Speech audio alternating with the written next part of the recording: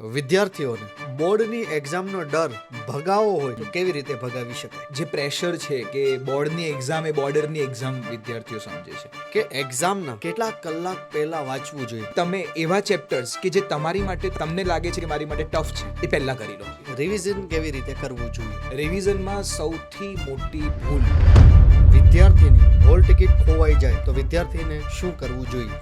GSCB બોર્ડે ઘણી બધી એવી સુવિધાઓ આપી દીધી છે કે મને તકલીફ નથી પડવાની. થિયરી સબ્જેક્ટની તૈયારી કેવી રીતે કરવી જોઈએ? પણ જેટલું થાય એટલું એમાં કીવર્ડ્સ તમે હાઇલાઇટ કરી દો અને તમારા આન્સરની અંદર ટેક્સ્ટબુક લેંગ્વેજના કીવર્ડ્સ તમે લાવવાની ટ્રાય કરો. ધોરણ 10 પછી વિદ્યાર્થીઓને સૌથી મોટો કન્ફ્યુઝન વાળો પ્રશ્ન હોય તો એ છે એમને સાયન્સ લેવું, કોમર્સ લેવું કે પછી આર્ટ્સ લેવું. શું કહેવા માંગો છો તમે?